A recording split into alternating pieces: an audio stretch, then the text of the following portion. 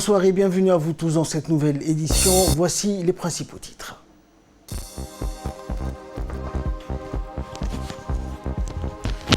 Le président de la République a participé à un sommet extraordinaire portant sur le libre-échange.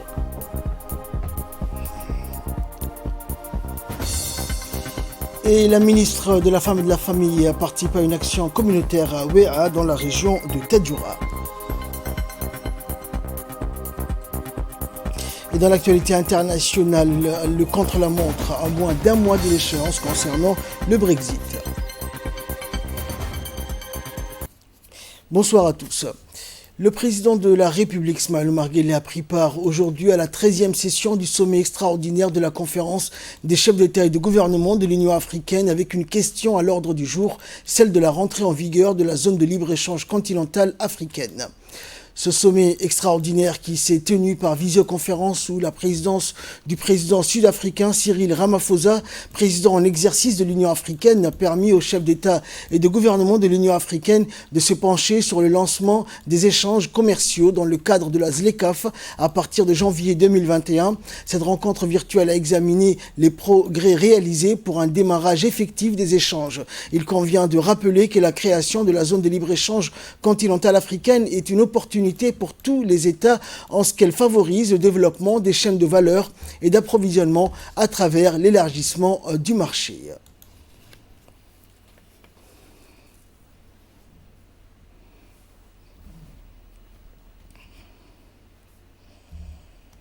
Et dans une importante allocution prononcée à l'occasion de ce sommet, le président de la République a indiqué que l'Afrique a pris des décisions importantes en instituant la communauté économique africaine pour construire l'intégration continentale, la signature de l'accord historique de la ZLECAf à Kigali, le lancement de la phase de l'application de la ZECAf à Niamey. On écoute le président de la République. Excellence, Monsieur Cyril Ramaphosa, président de la République de l'Afrique du Sud, et président en exercice de l'Union africaine, Excellences, Mesdames et Messieurs les chefs d'État et de gouvernement, Excellences, Monsieur le Président de la Commission de l'Union africaine, Mesdames et Messieurs, c'est avec un réel plaisir et un profond sentiment de satisfaction que je prends part à cette importante conférence annuelle. Permettez-moi de féliciter la Commission de l'Union africaine et toutes les parties prenantes qui ont contribué au progrès accompli à la mise en œuvre de la zone de libre-échange continentale et africaine, malgré le contexte difficile de pandémie du Covid-19. L'Afrique a subi, à l'instar des autres continents, les effets de la pandémie de Covid, qui démontrent une fois de plus de la nécessité de renforcer nos économies qui ont pour la plupart une faible capacité de résilience, et nous sommes interpellés à privilégier le commerce intra-africain et ainsi réduire la dépendance de l'extérieur. L'Afrique a rêvé d'un rapprochement de nos peuples afin de renforcer l'unité africaine, favoriser la paix et la stabilité pour le développement et le progrès socio-économique du continent. Un rêve qui s'est matérialisé le 25 mai 1963, date de signature de l'acte constitutif de l'Organisation de l'Union africaine, qui devient par la suite l'Union africaine. Cela a permis d'insuffler la foi en notre continent, mais surtout de mesurer l'étendue de notre potentiel et de nos capacités. Dès lors, les bases pour une intégration par le marché établie à travers la constitution des blocs économiques régionaux. L'Afrique a pris des décisions importantes en instituant la communauté économique africaine pour construire l'intégration continentale. La signature de l'accord historique de la ZLECAf à Kigali, le lancement de la phase de l'application de la ZLECA à Niamey. Notre continent entre dans une nouvelle ère avec le lancement des échanges dans le cadre de la ZLECA au 1er janvier 2021. Nos secteurs privés doivent profiter de ces opportunités de marché et contribuer à la création des valeurs ajoutées pour nos économies et le bien-être de nos populations. Cependant, l'intégration continentale nécessite des investissements lourds en infrastructures, mais surtout des soft investments ou harmonisation des textes en vue de lever les obstacles pour faciliter les échanges. Poursuivant son allocution, le numéro 1 djiboutien a rappelé que la République de Djibouti, en tant que signataire et ayant ratifié la ZLECAf, soutient le lancement du démarrage des échanges dans le cadre de la ZECAf. Il est nécessaire que le secteur privé s'implique davantage dans la conquête des marchés de la ZLECAf. Dans cette dynamique, la République de Djibouti a organisé un forum national pour le secteur privé sur la ZLECAf qui a regroupé toutes les parties prenantes nationales, la Chambre de commerce panafricain et l'Union africaine afin de créer des opportunités d'affaires dans le cadre de la zone de libre-échange africaine. La Chambre de commerce de Djibouti organise annuellement des foires internationales qui offrent une opportunité de découvrir les potentialités de commerce régional.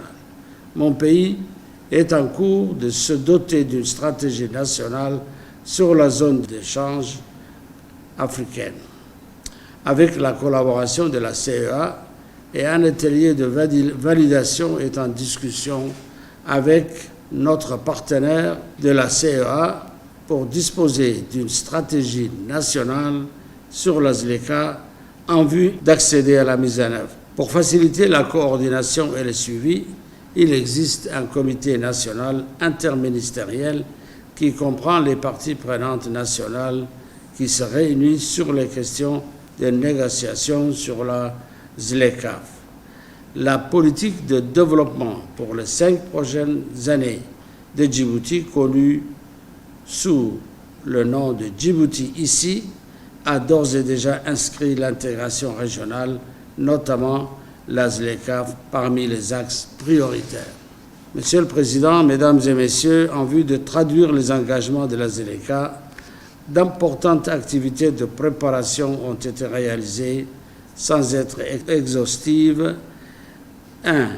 Des consultations nationales avancées avec les parties prenantes concernées sur la liste de concessions tarifaires et une feuille de route est convenue. 2. La transmission des données des importations de Djibouti de 2014 à 2018 à la CUA et ses partenaires techniques. La mise en place au niveau national des points focaux sectoriels sur le commerce des services. La collecte des textes juridiques pour mener les travaux d'inventaire réglementaire et analyse sectorielle sur le commerce des services. 3. Et d'autres activités de préparation sont en cours de réalisation pour domestiquer les engagements de la ZLECAf. La République de Djibouti, en tant que signataire et ayant ratifié la ZLECAf, soutient le lancement de démarrage des échanges dans le cadre de la zone de libre-échange africaine. Je ne pourrais terminer mon allocution sans avoir une pensée particulière à nos concitoyens qui risquent chaque jour leur vie à la recherche d'une vie meilleure dans les lointaines contrées. Cette triste réalité, au lieu d'être perçue comme un aveu d'échec, devrait nous permettre de puiser les ressources nécessaires afin de renforcer notre cohésion dans l'action collective à l'endroit du bien-être commun. Le développement de notre région, mesdames et messieurs, est entre nos mains car nous avons la volonté et les ressources humaines et naturelles nécessaires. Je vous remercie de votre aimable attention. Et à l'issue de la rencontre, notre équipe a recueilli les impressions du ministre des Affaires étrangères, porte-parole du gouvernement. La deuxième session du sommet de l'Union africaine s'est tenue aujourd'hui sous la présidence du président sud-africain, son Excellence M. Cyril Ramaphosa. Le président de la République a pris part donc à cette conférence à travers une visioconférence et il y a prononcé un discours sur l'état d'avancement et des préparatifs que la République de Djibouti a mis en place afin de l'entrée en vigueur du traité de la zone de libre-échange africaine. Comme vous le savez, notre pays a signé et ratifié cette convention et a déposé l'instrument de ratification de la ZLECA au mois de février 2019 auprès de la Commission de l'Union africaine. Depuis lors, un certain nombre d'activités ont été entreprises à Djibouti, notamment 2 forums avec le secteur privé et la Chambre panafricaine. Il y a également des discussions à travers des comités, des ateliers qui se sont tenus sous la houlette du ministère du Commerce, notamment sur la stratégie à mettre en place afin d'intégrer le concept de la ZLECA dans le plan de développement économique de Djibouti pour les 5 prochaines années à venir, plan de développement que nous connaissons sous l'appellation de ICI. Et donc, il y a toute une piste de réflexion et d'action qui est mise en place afin de permettre l'application du traité de la ZLECA dans le cadre de ce plan quinquennal. Bien entendu, cela va se faire progressivement. Il y a beaucoup d'obstacles à franchir. Notamment, il faut dresser la liste une sorte de déclaration des produits pour lesquels une exemption tarifaire sera demandée. Il y a les secteurs également à libéraliser sur lesquels donc, il faudra travailler au niveau national. Mais toujours est-il que les chefs d'État africains ont décidé que le 1er janvier 2021, la zone de libre-échange continentale devra être effective et opérationnelle. Au jour d'aujourd'hui, il y a à peu près 33 pays qui ont ratifié ce traité et il manque encore une vingtaine de pays, peut-être un peu plus, qui sont dans le processus de ratification, donc conformément aux procédures constitutionnelles qui sont les leurs.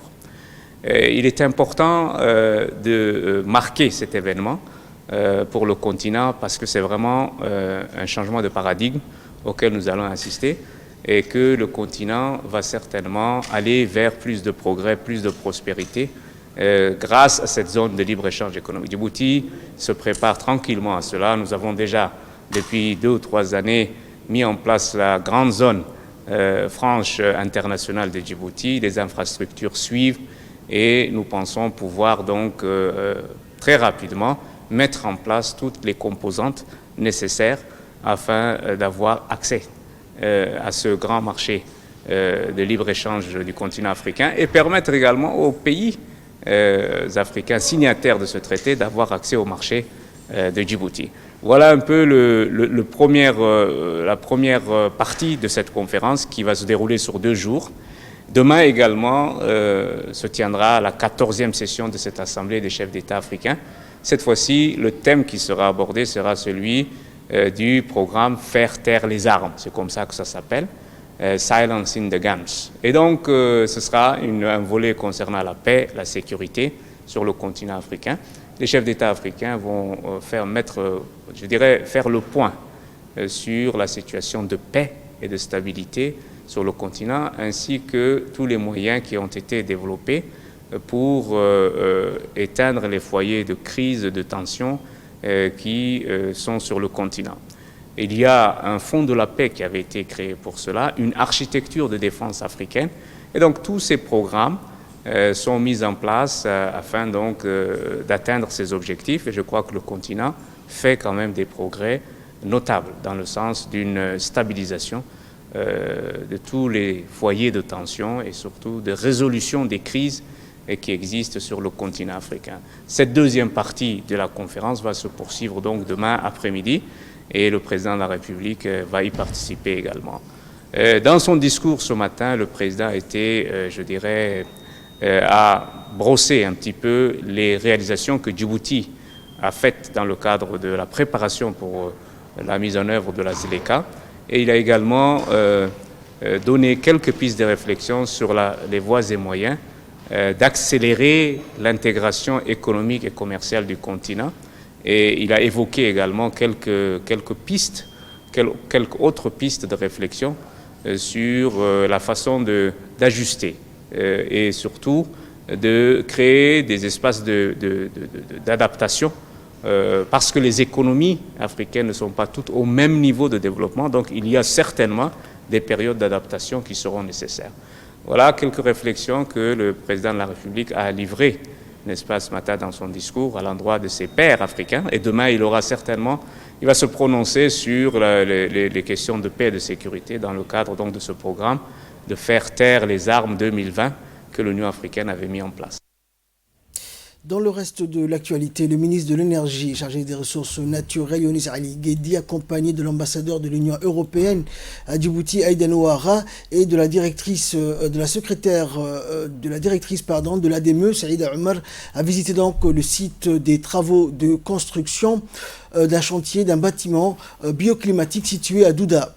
Financé par l'Union européenne, il s'agit d'un bâtiment dont l'implantation et la conception prendront en compte le climat et l'environnement immédiat afin de réduire les besoins en énergie pour le chauffage, le refroidissement et l'éclairage. Une première à Djibouti, la conception d'un bâtiment bioclimatique repose notamment sur le choix de matériaux appropriés, le recours à des techniques de circulation d'air et l'utilisation du rayonnement solaire ou de la géothermie.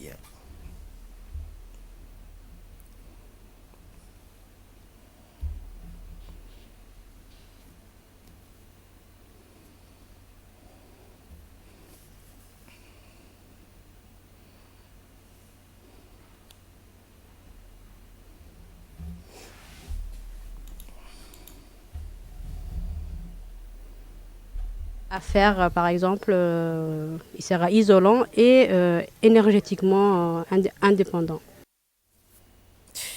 Également dans l'actualité, la ministre de la Femme et de la Famille, accompagnée d'une importante délégation composée des députés de la région de Tadjoura et de hauts responsables du secteur public et privé, a participé hier à une journée d'action communautaire organisée par l'association LEAD en partenariat avec les cadres de Wéa dans le village de Wéa situé à 8 km de Sagalou sur l'axe routier. À son arrivée, la délégation a été accueillie par le nouveau préfet adjoint Abdelkader Ali Oudoum et de la population locale fortement mobilisée venus de toutes les localités avoisinantes. La journée a pour objectif de soutenir et d'appuyer les femmes rurales et les personnes vulnérables à travers l'amélioration de leurs moyens de subsistance, la fourniture et dotation de matériel scolaire et la promotion des activités sociales. La journée a été également une occasion pour la ministre de remettre des équipements de couture et d'artisanat et la promotion des activités sociales, notamment comme le renforcement de la mutuelle communautaire et le lancement du programme d'alphabétisation pour les femmes. Par ailleurs, la ministre a tenu une rencontre de proximité avec les femmes et les leaders de la localité pour discuter et recueillir les doléances en présence des principaux organisateurs de l'association de Wéa. Et Abdelkader Dileita et Fatouma Abdallah ont remercié donc la ministre et sa délégation pour leur déplacement jusqu'au village de Wéa et pour leur soutien. Ils ont également rappelé les difficultés qui sont l'amélioration de l'accès à l'eau, qui est un défi en période de chaleur, ainsi que le suivi des actions qui ont fait défaut lors des fortes pluies. Et dans son intervention, lors de cette rencontre avec les populations de ce secteur, la ministre de la Femme et de la Famille a remercié tout d'abord la population de Wéa pour l'accueil chaleureux et au nom de la délégation qui l'accompagne. Donc le mérite de cette organisation, a-t-elle dit, de cette journée revient au cadre Abdelkader Oudoum qui a sensibilisé le ministère de la Femme pour soutenir les femmes de Wéa et les personnes en besoin dans cette localité et également fait un grand plaidoyer auprès du ministère et des autorités compétentes sur les difficultés sociales dans cette localité de Wéa et ses environs. Et notre déplacement, a-t-elle poursuivi, intervient suite à ce plaidoyer. Et le nouveau préfet adjoint représentant la préfecture de Tadjoura, Abdelkader Ali Oudoum, a remercié la délégation conduite par la ministre de la Femme et de la Famille en présence des parlementaires de la région et des élus avec une équipe médicale de la ville de Tadjoura. La journée donc a permis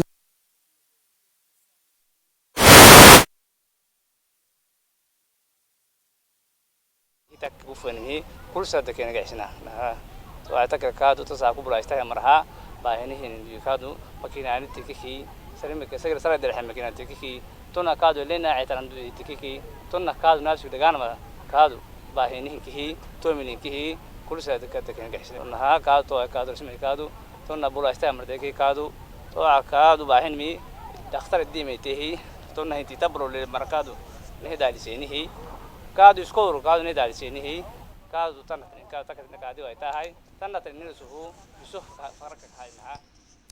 Et toujours en nouvelles du pays, dans le cadre de la mise en œuvre des activités du projet de la demande d'assistance internationale auprès des fonds du patrimoine mondial de l'UNESCO, le ministère des Affaires musulmanes, de la Culture et des Biens WARF a organisé un atelier de révision de la liste indicative en vue de la prestation du premier dossier de nomination de Djibouti, en partenariat donc avec l'UNESCO, le ministère de l'Environnement et le ministère de l'Agriculture, plusieurs structures nationales en charge de la gestion du patrimoine naturel et culturel, de la recherche et de la société civile ainsi que des élus locaux ont participé et ont enrichi les débats au cours de cet atelier.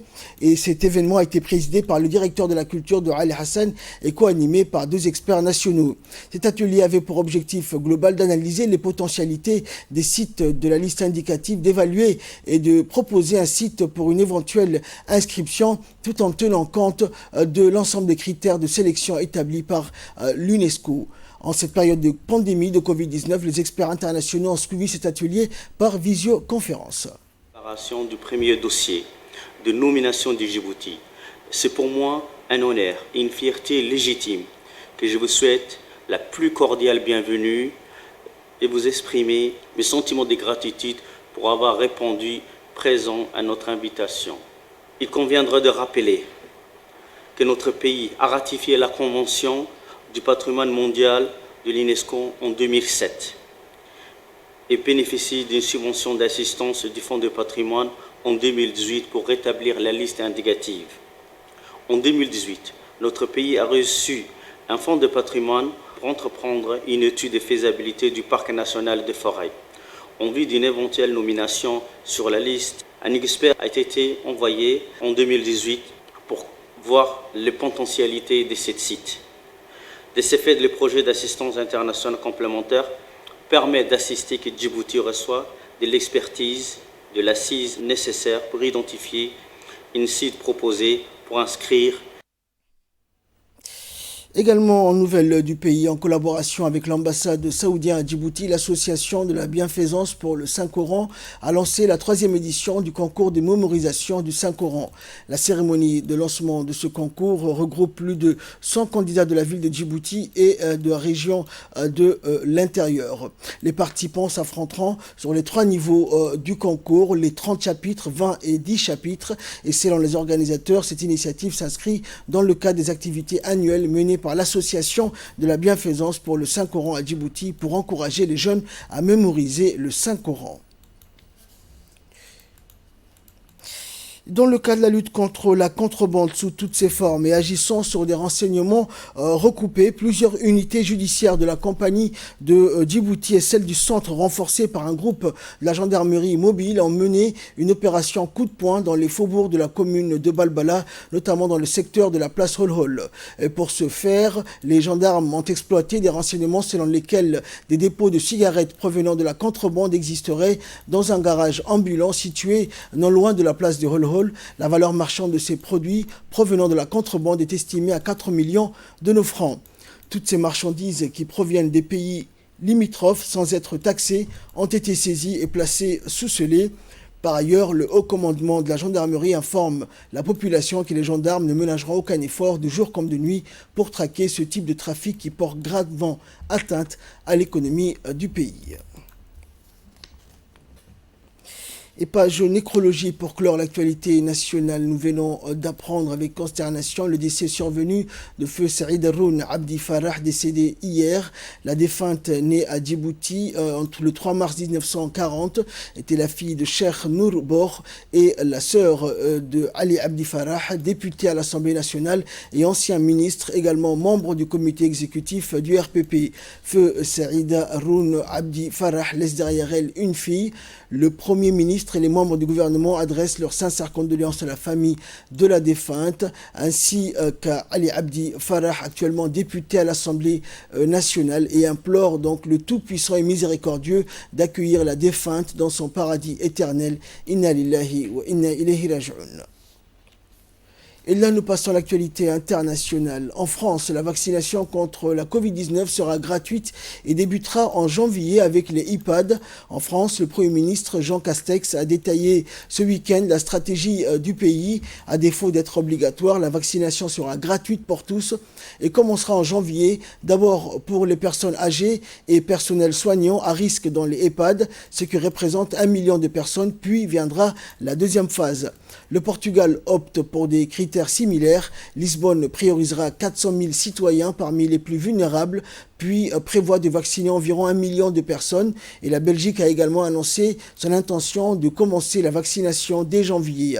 Mais si le calendrier se précise pour les pays développés, qu'en est-il des moins fortunés? Les pays du G20 se sont récemment engagés pour un accès aux vaccins équitable, mais l'ONU a encore besoin de 3,5 milliards d'euros pour y parvenir. Autrement dit, le début de la vaccination ne sera pas la panacée. D'ailleurs, en France, Jean Castex a prévenu qu'il faudra continuer à porter le masque et à respecter les gestes barrières pendant encore plusieurs mois. Et enfin, relation post-Brexit, le contre-la-montre à moins d'un mois de l'échéance. Le marathon s'est transformé en course contre la montre et à moins d'un mois de l'échéance, le négociateur européen Michel Barnier peine à voir la ligne d'arrivée. Les négociations sur l'accord commercial qui doit régir les relations entre l'Union européenne et le Royaume-Uni continuent de bloquer sur plusieurs obstacles, à commencer par la pêche dans les eaux britanniques, l'accès des pêcheurs européens et notamment des pêcheurs français aux eaux poissonneuses du Royaume-Uni. C'est bien l'un des grands enjeux de ce marchandage. C'est la fin de ce journal. Merci pour votre très aimable attention et excellente soirée sur Télé Djibouti.